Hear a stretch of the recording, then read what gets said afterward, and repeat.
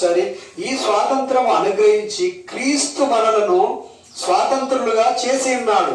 కాబట్టి మీరు స్థిరముగా నిలిచి మరల దాస్యమను కాడు క్రింద చిక్కుకొనకుడి అనే విషయాలను మనం కనుక చూసినట్లయితే, ఒకసారి వెలిగింపబడి పరలోక సంబంధమైన వరములను రుచి చూసి ఆ తరువాత మరల మనం కనుక పాపములో తప్పిపోయినట్లయితే, మనము తండ్రి అయిన దేవుని యొక్క కుమారుడైన క్రీస్తును మరలా మనము అవమానపరుస్తున్నాము, బాహాటముగా ఆయనను దుఃఖపరుస్తున్నాము, మరలా మనము సిలువకు వేస్తున్నాము.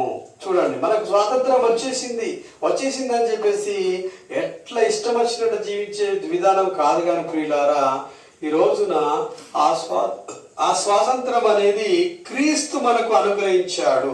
ఒకసారి మనం క్రీస్తులో వెలిగింపబడ్డాము. వెలిగింపబడిన తర్వాత మనం వెలుగ్గానే ఉండాలి. ఎప్పుడు కూడా మన చీకటికి పాపానికి తావు ఇవ్వకుండా వెళ్ళకూడదు. అట్లా వెళ్ళినట్లయితే మళ్ళీ మనం పాపం చేసిన వారం అవుతాము. మళ్ళీ మనము సాతాను యొక్క దాస్యములో ఉంటాము. సాతాను ఏ పని చేస్తే ఆ పని చేస్తాము. కనుక అటువంటి పని చేయకుండా మనకు ఒక నిజమైన స్వాతంత్రం వచ్చింది, ఒక స్వేచ్ఛ వచ్చింది, ఒక ఫ్రీడమ్ వచ్చింది అని చెప్పి మనము ఒక మంచి జీవితాన్ని జీవించే హక్కును దేవుడు కల్పించాడు.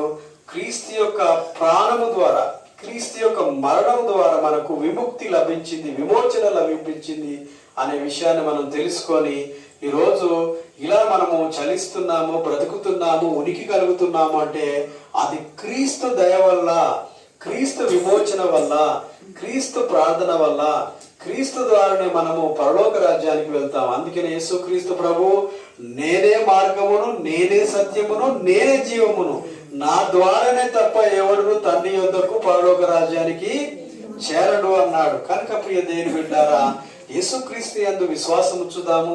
యేసుక్రీస్తుడు నిజమైన దేవుడు, దేవుని కుమారుని విశ్వసించి మనము మన పాపాలు ఒప్పుకొని మనం బాప్టిజం పొందినట్లయితే మనకు అప్పుడు నిజమైన స్వాతంత్రం వస్తున్నది అనే విషయాన్ని మనం తెలుసుకొని మనము జీవిస్తాము. ప్రతి ఆదివారము చర్చికి వస్తాము, ప్రభు బలలో పాల్గొంటాము.